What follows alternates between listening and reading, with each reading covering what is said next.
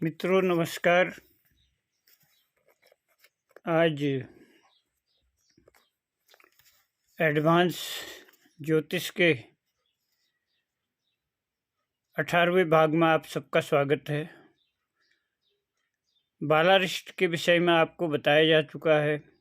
अब आज से योगारिष्ट के विषय में जानकारी दी जा रही है। चलिए शुरू करते हैं। जन्म से 12 वर्ष तक बालारिष्ट के योग बनते हैं, जिनका उल्लेख जिनके विषय में आपको बताया जा चुका है। उसके बाद 20 वर्ष तक योगारिष्ट होते हैं, जो इस प्रकार है। नंबर 1, सिंह लग्न में शुभ प्रभाव रहित सूर्य शनि से युति करे और क्षीण चंद्र की इस युति में दृष्टि हो, अर्थात सूर्य और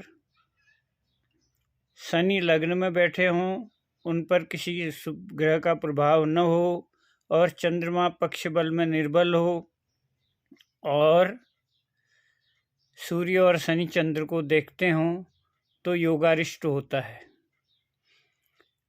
लेकिन शर्त यह है कि केंद्र में कोई शुभ ग्रह बलि शुभ ग्रह न हो। अगर बलि शुभ ग्रह केंद्र में होगा तो योगारिष्ट भंग हो जाएगा। दूसरा योग है लग्नेश अष्टम स्थान में केवल पाप प्रभाव में हो, पाप ग्रहों की दृष्टि या युति में हो तथा कोई भी शुभ प्रभाव उस पर न हो और क्षीण चंद्रमा, क्षीण का मतलब है पक्ष बल से में निर्बल चंद्रमा, पाप ग्रहों के प्रभाव में सप्तम स्थान में बैठा हो और केंद्र में कोई बलि शुभ ग्रह न हो तो यह योगारिष्ट योग होता है। अगला योग है सिंह लग्न का लग्नेश सूर्य शनि से के साथ बैठा हो और उस पर कोई भी शुभ प्रभाव न हो, केवल पाप प्रभाव में हो। प्रभाव का मतलब आप समझ गए होंगे, दृष्टि या युति से होता है। केंद्र में कोई भी बलि शुभ ग्रह न हो तो योगारिष्ट होता है।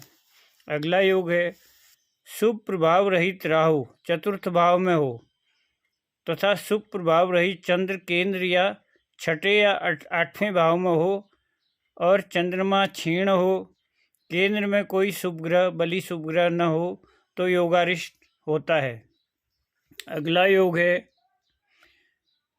शुभ प्रभाव से रहित द्वादश भाव में क्षीण चंद्र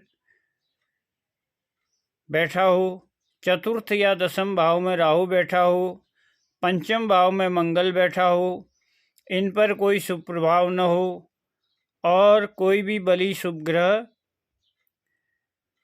केंद्र में स्थित न हो तो योगारिष्ट होता है।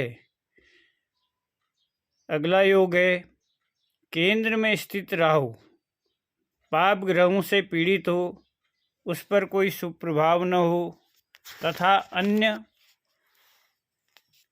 कोई शुभ ग्रह बलि होकर केंद्र में न हो तो योगारिष्ट होता है। अगला योग है सप्तम स्थान में राहु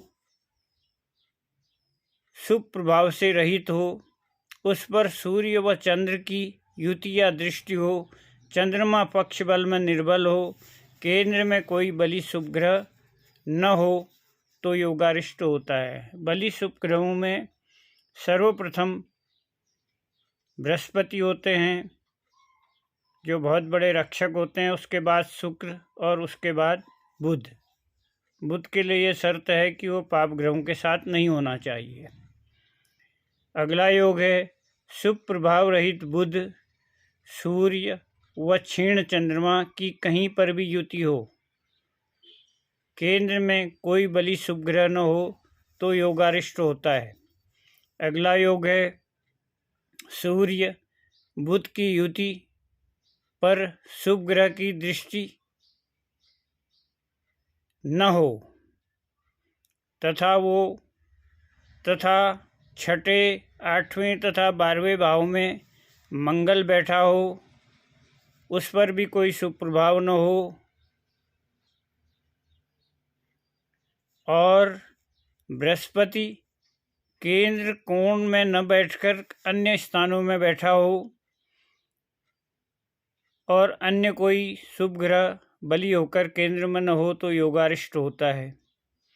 अगला योग है मित्रों, चंद्रमा सिंह राशि में हो तथा अष्टम स्थान में सूर्य व शनि हो, शनि निर्बल हो, चंद्र सूर्य और शनि सब के सब पाप ग्रहों के प्रभाव में हो, केंद्र में कोई भी बली शुभ ग्रह न हो तो योगारिष्ट होता है।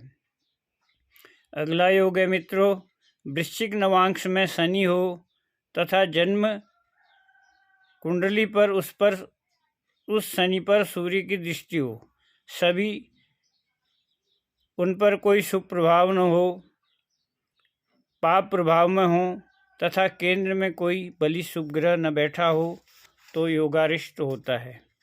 अगला योग है मित्रों, जन्म लग्नेश चंद्र लग्नेश दोनों छठे, 8वें, 12वें भाव में सूर्य के साथ बैठे हों और उन पर किसी भी प्रकार के शुभ ग्रहों का प्रभाव न हो तथा केंद्र में कोई बली शुभ ग्रह न हो तो योगारिष्ट होता है। अगला योग है मित्रों, शुभ प्रभाव से रहित तथा पाप प्रभाव से युक्त गुरु व मंगल का संबंध 6, 8, 12 भावों में या मारक भावों में हो, द्वादश या द्वितीय भाव में हो, केंद्र में कोई बली शुभ ग्रह न हो तो यह भी एक योगारिष्ट का योग बनता है। अगला योग है मित्रों, शनि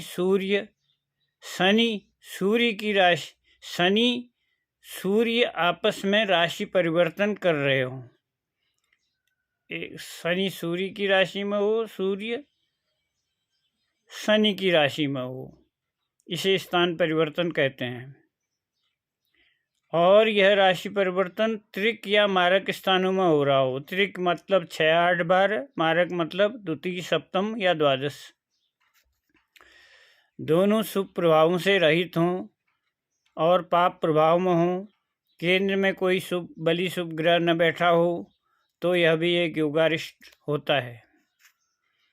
अगला योग है मित्रों, शुभ प्रभाव रहित तथा पाप प्रभाव से युक्त क्षीण चंद्र लग्न में बैठा हो तथा शनि बकरी, नीच या केतु के नक्षत्र में या केतु से युक्त होकर अष्टम भाव में हो तथा केंद्र में कोई शुभ ग्रह न बैठा हो तो यह भी एक योगारिष्ट होता है।